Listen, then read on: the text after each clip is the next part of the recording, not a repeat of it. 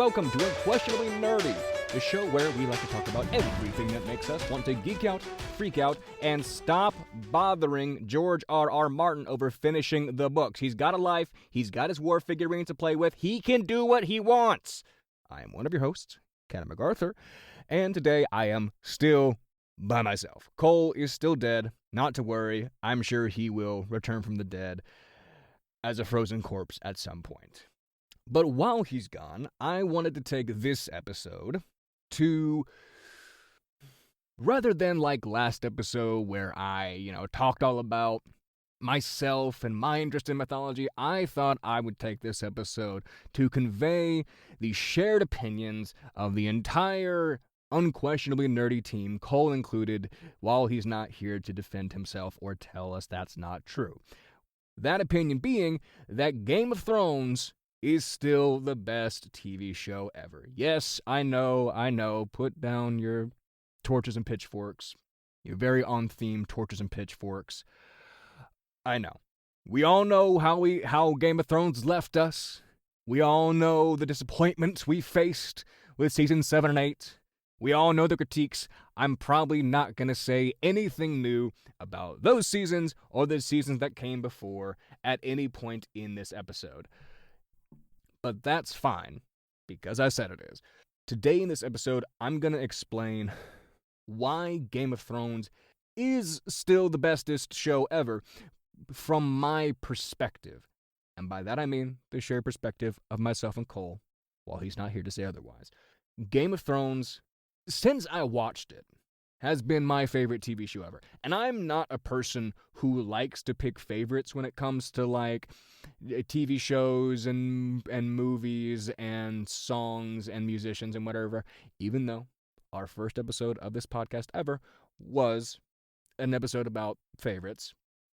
But generally speaking, I don't, like, I always have the sort of the regular answers I go to for these topics of conversation, but I don't often have a sort of set in stone answer for which is my favorite among like movies and TVs and whatever.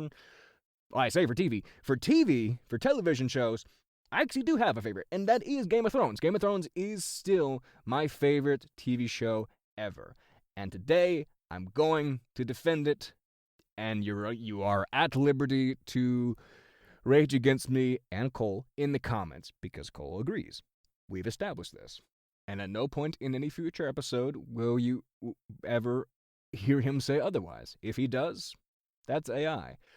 But I'm going to start off this episode defending my favorite show. Not even defending, because I recognize the critiques of season 7 and 8. I recognize what the end of the show was. And in light of that, I'm going to open up the episode with just a little bit of discussion on those critiques of 7 and 8, of how the show ended, and honestly pay homage to it, because, like, pay homage to it? Is that the right phrasing? I don't think so. I don't know. English major, coming into work. But I'm going to talk about the season 7 and 8 critiques before I get into what I love about the show, because that's what I want to do, is talk about why I love the show and love the world that George R.R. Martin built, and the, without a doubt, wonderful things that Dave Benioff and D.B. Weiss did with the show as showrunners. I want to talk about why I love the show, but for a topic like Game of Thrones that has been lambasted for its ending, you can't recognize the low point. You can't praise the high points without recognizing the low points. Because my love for this show exists with the show as a whole. None of us can remove the fact that seasons 7 and 8 occurred.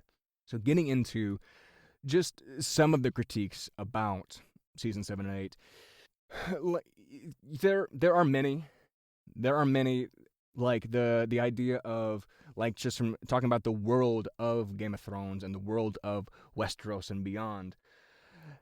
This scale is so off, right? So much of the last 2 seasons takes place in Westeros as a whole, in the Seven Kingdoms.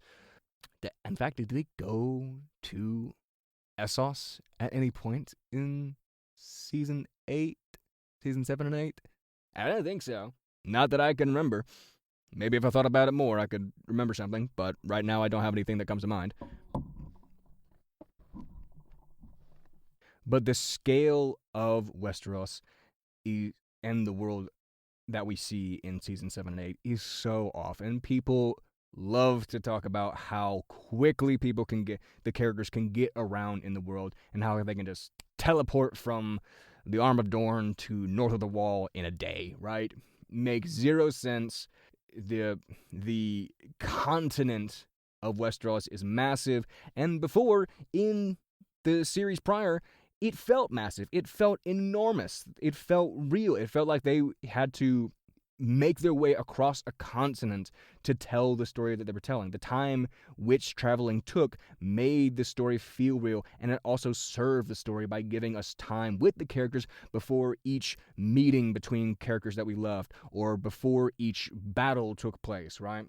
And then all of a sudden, Daenerys can get from Dragonstone in the very south of Westeros to north of the Wall in a very vague amount of time, what seems to be like a day, maybe.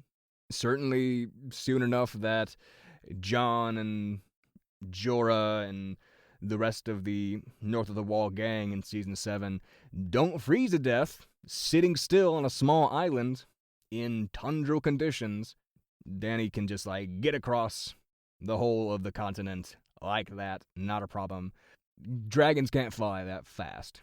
It's right. I don't know any dragons personally that you know of, but it's just ridiculously fast, and it takes away from the time with these characters and the threat that distance played in the story as a whole, because you can get anywhere you need to. You can save any ally you need to in no time at all. And that highlights another point, another critique that people have of the last 2 seasons, is that they, rather than writing moments that come off as, oh my gosh, unpredictable, never expected this, they're so trying to force the unpredictability from the start. I think probably in the last 2 seasons, the crowning moment of this critique is, I guess I should say at this point, spoilers for Game of Thrones if you've not watched it. I feel like that should be expected. I feel like that should go unsaid. We're talking about the show as a whole, and I'm talking about critiques of the last 2 seasons. But there you go. Spoiler alert for Game of Thrones if you haven't seen it. But I feel like the crowning moment, the number one looked at moment, the sort of key example of the show trying to feel unpredictable, is the death of Littlefinger. The death of Littlefinger in the North, towards the end of Season 7, so wants to be a moment of, oh my gosh, the Stark kids were working together the whole time, even though we thought that Littlefinger was successfully pitting them against each other. And it so doesn't work, because we never get to see the discussion between the Stark kids occur, and we have no reason to look back on that, on any of their interactions before the death of Littlefinger, and go, oh, that's when they came together, and that's when they united, and that's when they, started to operate as a team in order to take down Littlefinger, in order to serve the family, right? The pack together survives. And in the moment, it feels like such a strong moment when it happens. I remember watching that scene in Season 7 when the Season 7 was coming out. And I was like, oh my god, they got him, he's dead! One of the biggest pieces of shit in the show is dead! And then we all took time to reflect on it. And it was like, when did they decide to do that? When did they come to terms with the fact that they're all working together? I don't know. None of us know. D.B. Weiss and David Benioff don't know. The Stark kids just needed to come together, and they wanted it to feel unexpected. So they gave you no clue that it was going to happen. Because that's how you write a twist. Another popular critique is that everything is so rushed. Like we kind of talked about it with the scale of Westeros. Everything can happen in a moment because you can get anywhere in a moment. But the D.B. Weiss and David Benioff wanted the show to end because if you're unaware, they had a possible job lined up with Star Wars that was apparently greenlit and apparently going to go forward. Well, did not end up happening after Game of Thrones. So all of this poor ending really amounted to nothing. So everything is so compacted. No time is taken with any of the stories. In previous Game of Thrones, or even if seasons 7 and 8 could have been elongated into, running into 9 or 10 seasons, then when Jon Snow and Daenerys Targaryen first meet, there's that sort of standoffish challenge to each other that they don't know if they can really trust each other, and you're the daughter of the Mad King, and you're the king in the north who's trying to steal my northernmost kingdom. And by the end of the season, by the end of, episode 5 is when they come back from north of the wall, and Dany saves them from north of the wall. Episode 5 or 6 of that season, they're in love. They're ready to go at it. They're undressing each other with their eyes. And even before that, fucking Davos is telling Jon how he noticed you staring at her kind heart. And Jon has to be like, oh, there's no time for that. It's my amazing Jon Snow impression. You're welcome, Kit Harington. But that's just such a moment of where in previous seasons of the show, or if we had allowed the ending of the show to be elongated and to take time with it, that relationship could have had time to build over time, to see how they can come to respect each other. But it was starting in season 7, episode 2-ish, I think, when Jon first meets Daenerys, and episode 5 or 6 when Dany saves Jon and the others from north of the wall, and they're ready to Dany is ready to stare at half-naked Jon in bed and his washboard abs. They just need Daenerys and Jon to fall in love. They just need it, so that's what's going to happen. That's just what's going to happen. There are more critiques of Season 7 and 8, more valid critiques of the show, and we could go into more detail on them. But we've talked a little bit about the critiques now, and I want to shift over into the more positive stuff, the fun stuff, honestly. Well, maybe you have fun talking about the critiques. Maybe you have fun complaining. Plenty of the internet does. I can't blame you. But I want to transition now to what I think is more fun. Talking about what I love about the show, what this episode's all about, why Game of Thrones is still amazing, and why we look back on it so fondly before Season 7 and 8. And the first little piece I want to talk about in terms of why that is, why we do love this show, is, this is a broad point, but the reality that is granted to us in the show. When we first enter into the world of A Song of Ice and Fire in the show, we first enter into a Game of Thrones in that first episode. Ironically, we are given an example of something that is unexpected or out of the ordinary for this world, that being the White Walkers returning. But very quickly are we shown how this world operates, how it behaves. And as it goes on, we are shown, not only told, but shown, displayed on how this world operates and behaves. And we are able to grow into feeling comfortable in that world, and the reflected the elements of the real world that reflects the reflections of medieval times in our own world, our medieval Europe, that are reflected in that real world. We see how the North places such ideals of honor, or holds such ideals of honor, represented by Ned Stark, Eddard Stark. And we get to see the backroom deals and political cutthroatness of King's Landing. And we get to see the characters representing that in Cersei and Jaime. We get to see how wild the world of the Dothraki in Essos is, and how out of place that makes Dany, and how that plays into her story of feeling like she is out of place. She has no solid foot to stand on, and she has to find her footing and, push against the world that she is forced into, this chaotic, lawless world that she is forced into, and take the reins. Reins, horse, Dothraki. She's forced to take the reins and take control. And that plays into her story. This world, this reality feels real because we are shown how it operates, and it feels somewhat relatable to the world we understand because, of course, when George R.R. Martin is writing these stories, he pulls from real history and real cultures, basing the Dothraki on Mongol society in some ways, basing the conflict between the Starks and the Lannisters on the War of the Roses, the Yorks versus the Lancasters, in real world English history, British history.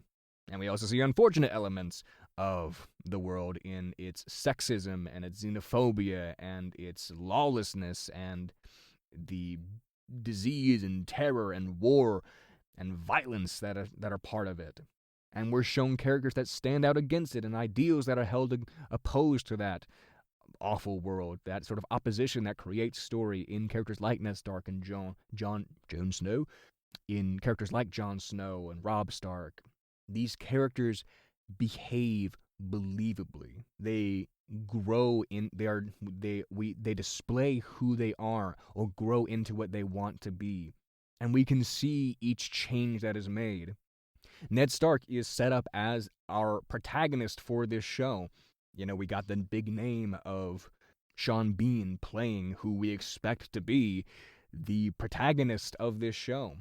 And he stands out against the dishonor and the lies and the trickery and the deception that this world runs on, the Seven Kingdoms run on.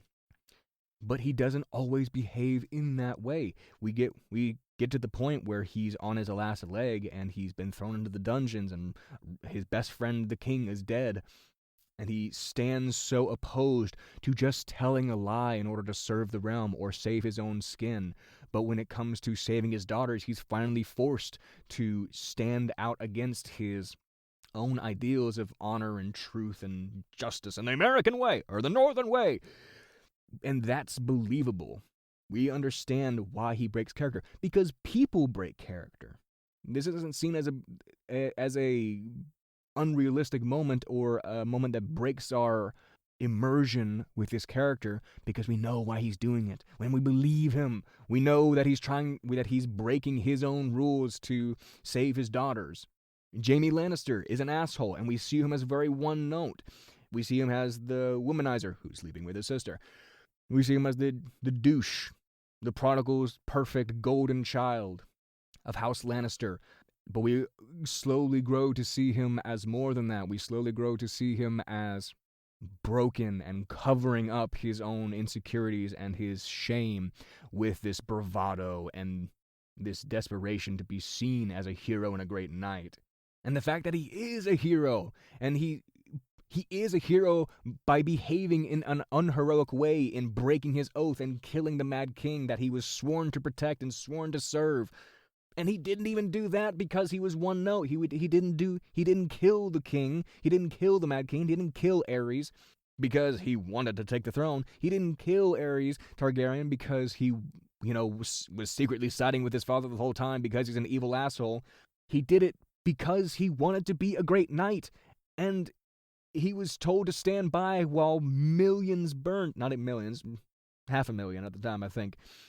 500,000 people burned in their homes when the Mad King told him to burn them all. We see Jon grow into more of a Stark, more of a leader, more of a great man, in how he starts off from this low point of the bastard of Winterfell, ostracized from his family because of his station as a bastard, and wanting to become a hero by joining the honorable rangers of the legendary Watchers on the Wall, the Night's Watch, defending the realms of men. And then he gets there and he is shown how pitiful it is and how it's not what he expected it to be, and everybody lied to him and everybody let him come to the wall. And he doesn't behave in the honorable, I'll make the best of it kind of way. He has to be convinced because he is bitter and he does want to leave and he does want to abandon it to go and fight for his brother.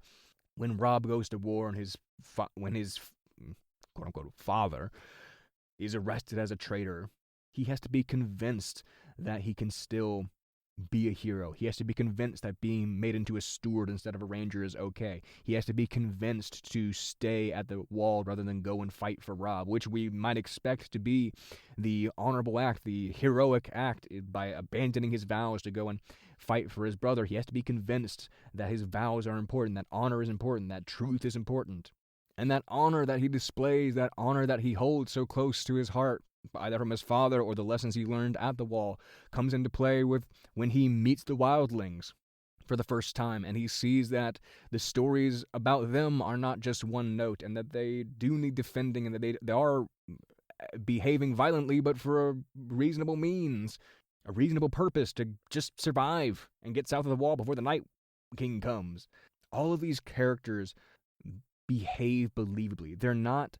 It never feels like they are acting for the sake of a plot or to move the plot forward. It always feels like they are acting how a real people would act in this setting. Honestly, when I was in high school first watching the show, I honestly wanted to be more like Jon. I feel like Jon was my favorite character, and I think still is my favorite character in Game of Thrones, because he is so honorable and he has to stand to his ideals, not just of like what is expected, but what is right. Stand opposed not just to what he wants, but what society wants, what the Night's Watch wants, because it's what expected, it's because what they know in fighting wildlings. Just because law and custom say one thing, it doesn't mean that's the morally objectively right thing to do.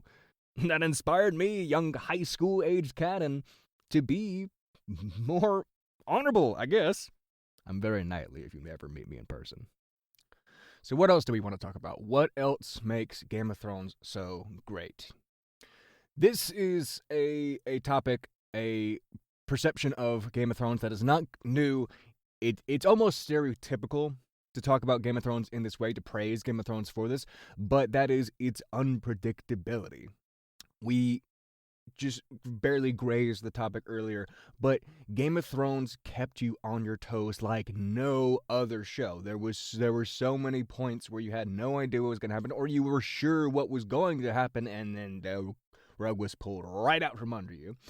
We started the first season seeing Sean Bean, seeing this noble leader, seeing this honorable Ned Stark who stands opposed to the political machinations of the rest of the Seven Kingdoms, and we are ready for him to be our protagonist. We are ready for him to fight the good fight against the Lannisters, our obvious antagonists, our surface level, one-dimensional, evil, power-hungry, money-hungry, whatevers, and Ned is gonna go against them.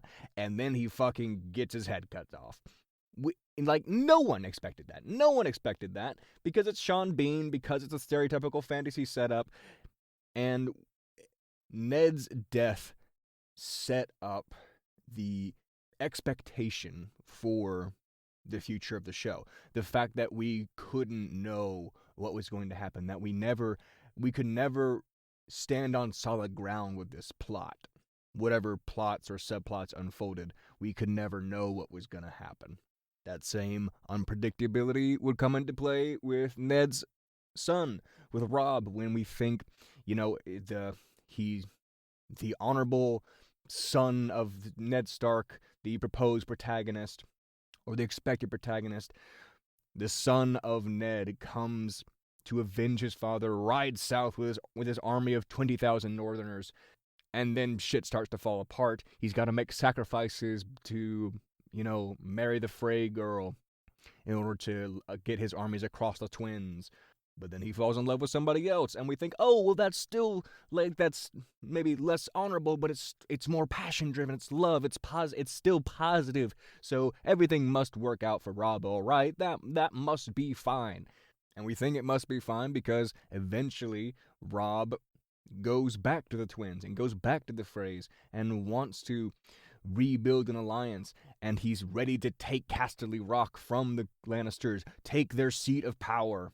And from that point, he's going to beat the Lannisters, he's going to fight them back, he's going to win, he's going to avenge his father, obviously. We all expect it, right? And the Freys accept, and the Freys say, come and marry your uncle to one of our daughters, blah, blah. And we expect everything's gonna be fine. The celebration goes off. We even get the nice twist that, everybody expects the Frey girl to be ugly, but oh, she's actually pretty, and fucking Edmure is actually happy to marry her. Great, love that. This is all turning out great. And then the Red Wedding happens, and fucking Rob's wife and unborn child are taken away from him. Rob himself is shot by crossbow bolts and has his stomach opened. Catelyn has her throat cut, and Rob's head is cut off, and blah blah. A million things go wrong, and everything is terrible, and we continue on in this pattern of we can't expect anything. What else could we not predict? We see the setup of when Theon is captured by the Boltons after taking Winterfell, after having betrayed Robb and the Starks. But we see, he's seen the error of his ways, and he's let out by this stranger who is apparently a servant in the dungeons, and he lets, this mysterious servant lets Theon out, and he's expressing to this servant how much he regrets turning against Robb and how much he's always felt like an outsider. Very much setting up the expectation that Theon is going to go back to the Starks, and he's learned the error of his ways, and he's going to apologize, and he's going to come back and get redeemed and be a hero. But nope. The fucking guy the mysterious stranger trying to free Theon was actually Ramsay Snow, eventually Ramsay Bolton, or not even in disguise, but just concealing his identity, and he takes him back to the Dreadfort, and thus begins the sickest subplot, the sickest character plot in all of the show, probably, with Theon getting turned into Reek. Again, we are set up with the expectations, these expectations that we come to rely on in other fantasy properties. The noble protagonist leading the charge against the foul and corrupt and dishonorable and deceptive antagonists. Or when that falls through, the son of the honorable protagonist becomes the true protagonist and is going to avenge his father, but then he gets betrayed because he chose more positive, more loving alternatives to the deals he made. And we think that Theon is going to turn a corner and find some redemption, but he's gonna have to wait for that redemption because he's a prisoner of war and gonna be terribly tortured for a couple seasons. What makes the unpredictability a positive in Game of Thrones in these early seasons is that there was always something behind it. He was showing how foul this world was, or how often honor seems useless, or how we don't always get what we're deserved. And it takes all of those expectations and makes them into lessons for the characters, or, what brings these characters low. Where in the later seasons, they just wanted to play into the unpredictability of it. They just wanted you to not know what twists are coming, because that's what people come to Game of Thrones for, and that's what Game of Thrones is known for, right? Doing it because it's popular, not because it's good writing. But it's not just the writing that we love Game of Thrones for. Putting it on a more surface level, not even at a surface level, but it's the action in Game of Thrones. This is a story about war and conflict and what brings it about, and how people suffer from it and how people gain from it. Every small piece of action, every piece of action mattered, small and large scale. On the small scale, we see Ned fighting Jaime in the streets of King's Landing. Ned trying to find the truth and fight for the truth and maintain his honor is cornered by the Lannisters and is targeted for those honorable actions. Jorah fighting the Blood Rider to defend Dany, to defend Daenerys while she's about to give birth. Jon Snow fighting the Half Hand in order to gain the trust of Mance Rayder. All of these smaller scale pieces of action are potential turning points for the story. Ned gets stabbed in the leg. Jorah has to defend Daenerys, his queen, in order to protect her and Khal Drogo. Jon fighting the Half Hand sets up the trust that he will gain for the free folk, the wildlings, and set up his intentions to fighting for them as well as other men of the realm. But then, of course, we have the large-scale fights. It starts off slow. We don't see any Whispering Wood when Robb fights Jaime's forces early on. But it really starts off big with the big battles that Game of Thrones is in part known for. It starts with Blackwater and the explosion of the wildfire in Blackwater Bay. And just that moment of the green explosion and the smoke and the fire coming out of the water and blowing up all the ships and knocking Davros off the boat and decimating Stannis' forces, this setup that we expected to be like, oh, Stannis is going to sweep through. He's got the number. He's got the superior tactical mind. And it balances the scales, knocking out so many of his forces, but he has to push through. Then we have the Battle of the Wall. Again, insurmountable odds for the Night's Watch, who we love, and Jon, who we love, versus the wildlings, who we understand and we know why they're fighting the fight that they're fighting. These insurmountable odds and the scythe coming down over the wall to cut through, and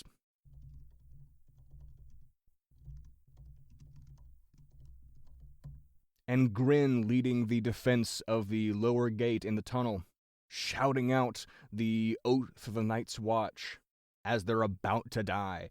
And later on with the Night's Watch and Jon Snow, we have Hardhome, where we really finally truly get to see the real antagonist, what should have been the real final villain of the show, the Night King, coming in and just showing off his power. Not only is the snowstorm and the number of wights that come in terrifying, and how they sweep over the wall and crush the gates down, and how they tumble over the cliff's tops, and they are just completely unstoppable.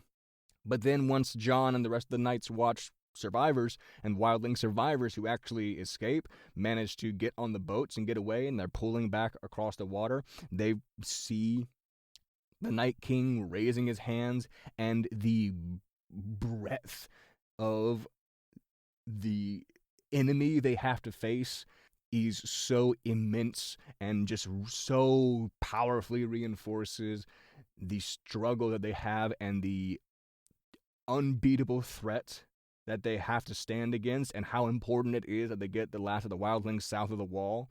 And it so powerfully not just sets up, but reinforces the path that Jon is already on, that our petty squabbles, our petty politics of the southern kingdoms south of the wall don't really matter in comparison to the massive world-ending threat that is beyond the wall to the north, obviously representing climate change, and how the petty politics and power grabbing of the real world is nothing in comparison to the world-ending threat of climate change that is going to destroy us all if we don't stand together. But eventually Jon leaves the wall after he's killed and brought back, and he leads the Battle of the Bastards, and it's another force, it's another example of Jon even having wanted to leave the fight behind. He's forced into doing what's right because that's who he is, and he has to save Rickon, and he has to unite the North against the threat that is coming. And the North will never be safe. The wildlings will never be safe. His family will never be safe if the Boltons are still in charge, because they don't know about the threat to the North, and they can't unite the North to fight against it once it comes. And he's lost so many times, and he's prepared to lose and die again because he has such a small force against the strongest houses in the North. And it's just who Jon is. He's ready to fight, but at this point, he's at a lower point. He's at a defeated point where he's ready to die because he's just so tired of fighting. It's who Jon is, exemplified in this battle, ironically named after him in part. He's so against and so determined not to fight, but he goes against what he wants anyway, and he's ready to push through because that's what's right. That's what he needs to do. And it's not for him, it's for whoever else it needs to be. It's for Rickon, it's for Sansa, it's for the North, it's for the realms. And even looking ahead after Season 6, we still have great fights like the wagon train battle when Dany unleashes the Dothraki and Drogon on the Lannister and Tarly forces. And it say what you will about Danny becoming the Mad Queen at the end of the show, but it at least sets up that she is ready to be a dragon. She is ready to set the world on fire to take back what is hers.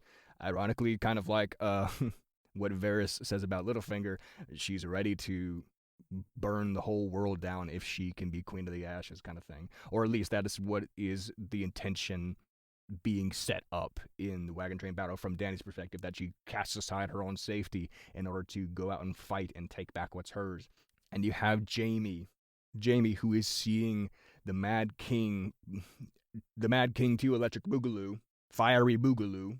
And I love the connections that people draw of like how foolish Jaime was, because at the beginning of the show, Robert Baratheon tells the story about the one stupid noble son who thought he could end a war with a single stab of a lance. And Jaime has to take it upon himself to try and stab the Mad Queen in the back, like he did her father, even though he's already been told to get back to King's Landing, but he won't abandon his men. And then, of course, we have the Battle of Winterfell in Season 8, which is a great spectacle. I know it's dark. It's hard to see what's going on. That's entirely fair. Ironically, the first time I watched it, it was on my iPad, like in my dark college dorm room, when I was alone, just laying on my couch, watching it directly in front of my face. So I didn't have any problem watching it. But if you're on a TV, or if there's any amount of light in the room that's not coming from your TV, you can't see shit. But fucking Melisandre lighting the trench on fire, the dragon fight above the clouds, still great pieces of spectacle, even if it's very nonsensical and there's so much plot armor going on. And again, they kill off people just for the sake of killing people off. And oh, Jorah has a nice ending. And oh, Theon has a nice ending that plays into their characters very well and their motivations very well. But it's so poorly set up, and they don't have anything to do in those 2 seasons leading up to that point. But the spectacle is still great. The scale of these battles is still great, and the character of each battle is so great. And like with Blackwater, and like with the battle for the wall, and like with the wagon train battle, we don't really want either side to win. We know Stannis is a bit of a bitch, but he's fighting for honorable reasons, and he's got people with him that we like Davros. But we know on the King's Landing side, fucking Sansa's in there, Tyrion's in there, people we like are in there, so we don't want them to lose either. So we cheer when Tyrion gives his speech about, let's go kill them. Those are honorable men knocking at our door. Let's go kill them. And we cheer when that happens, but we also feel pity for Stannis when he's pulled back by his men and he has to retreat in defeat. And then the Battle of the Wall, again, we want the wildlings to get south of the wall because that's the reasonable thing to do. That's the right thing to do, is to get them away from the White Walkers and to get them behind the protection of the wall. But we don't want them to sweep through and kill the Night's Watch, or we don't want them to get south and start raiding villages of the north. It's so strong that we have reasons to cheer for both sides or fear for both sides. And that brings into another topic, another reason we love the show, and that is the tragedies and victories of the show. Because we like to look at, oh, isn't this tragic? Isn't the Red Wedding terrible? Isn't the death of Ned at the beginning tragic? And isn't everything so terrible and dark? But we also come back because it's not all that. If the show were just loss after loss for the good guys, it wouldn't be fun. People love to point out how Game of Thrones doesn't hold back with the deaths, like Ned and like the Red Wedding and like eventually Jon after he lets the wildlings south of the wall, and all the traitors for the watch him. And like we said, season 8 with the Battle of Winterfell had Theon and Jorah, ultimately meaningful but poorly led up to. And so many of these deaths, not like those last 2 examples, so many of these deaths mean so much to us, and the tragedies give us something to fight for and something to hate the villains for. The villains that take away Ned and Robb and Catelyn and Jon. But when every time Robb won a battle, every time Robb captured Jaime at the Whispering Wood or was named King in the North, when the Knights of the Vale ride in to save the Battle of the Bastards and Jon and give them a fighting chance that allows them to actually beat Ramsay. Every victory is so much sweeter. We cheer so much louder because we were so broken by the tragedies that happened to these characters, the failures that were forced upon these characters to start. The tragedies are what people advertise because everybody loves, the blood splash and the gore, and people love to talk about, oh, it doesn't hold back. Game of Thrones doesn't hold back. But the victories matter just as much because that's what gives us hope. That's what we want these heroes to achieve. We want Theon to find his redemption. We want Jon to win the Battle of the Bastards. We want Sansa to bring in the Knights of the Vale. We want Ned to discover the secrets that the Lannisters are hiding. And every time they fail, it gives us more reason to hate the villains. Every time they succeed, it gives us more reason to watch the show and continue to hope that they can win ultimately. We wanted so much for these characters, and ultimately, we wanted more for the show. What I come back to with the end of the show and why people were so upset with it, with how it ended, ultimately, that's a representation of how much people did love the show, is that we wanted it to be better than it was. Season 7 and 8, like we said, were victims of poor management by HBO and Benioff and Weiss. The finale was such an event, and the backlash was so great because we all love Game of Thrones and the world it exists in and the characters and performances come out of it. That love is what made the ultimate failure kind of tragic. It's almost the reverse of what we were saying with the dichotomy of tragedies and victories. The tragedies that the characters suffered in story made it such a strong setup for us wanting them to succeed eventually. But all the success that the show had and what made it, all of the things that made us love the show, made it so much more of a tragedy when eventually it ended in an unsatisfactory manner. But it's that love that made the show mean so much. It's the great writing and great performances and great music and great action. I didn't even mention the music. How could I not have mentioned the music and all the great character themes, all the great main theme that they carry on into House of the Dragon. All those great things are why we were still excited about shows like How to Train Your Dragon, House of the Dragon. Yeah, very different spinoff. But it's why we were excited for House of the Dragon. It's why we were excited for A Night of the Seven Kingdoms. It's why we're entertained by the idea of what spin-offs could HBO make of Game of Thrones. That being said, say what you will about franchise culture that is so prominent nowadays, and nobody can come up with an original fucking story now. But at least if you're gonna make a franchise out of any world, at least it's a world like the world of A Song of Ice and Fire that is so packed with history and story and great characters and evocative lessons to be learned and characters to love. If you're gonna franchise out and pull stories from any world, it might as well be this one, because it is a world we love. Have I said anything new? Have I said anything you haven't heard before? I doubt it. You've watched YouTube channels and you've listened to podcasts with all of these points before. You've thought these points yourself before, I'm sure. But I wanted to say it too. Cole isn't back yet. Cole can't tell me not to. And he wouldn't, because this is his favorite show too. He loves it. He can't say he doesn't. But Game of Thrones is still my favorite show. It's still my favorite piece of television out there because of all the reasons I said before. And I even went back and rewatched it a few months ago. And God, it's still amazing. Rewatching from Ned and to Robb and to Jaime's reveal as a good person and his connection with Brienne and eventually Arya becoming who she is and Sansa growing into her own strength. And I could go on. You all know about this. You've all seen the show. Presumably, if you haven't, I don't know what you're doing here. But I'll leave you with this call to arms. What do you think about Game of Thrones? Do you forgive the ending at all? Or do you, I don't want to say hop on the bandwagon because that sounds dismissive of opinions, but do you more side with the viewpoint that the ending ruined the rest of the show for you, because that is a very popular view. And if that's how you feel, then that's how you feel.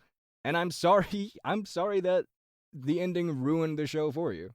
Me personally, and I'm sure plenty of you out there, can look back on the show and still enjoy it, and still just stop at the end of season 6. Just stop at the end of season 6, write your fan fiction, love Game of Thrones for the reasons you always have. So let me know what you think. Are there any positive points of Game of Thrones that I didn't mention that you would have liked to have looked back on fondly?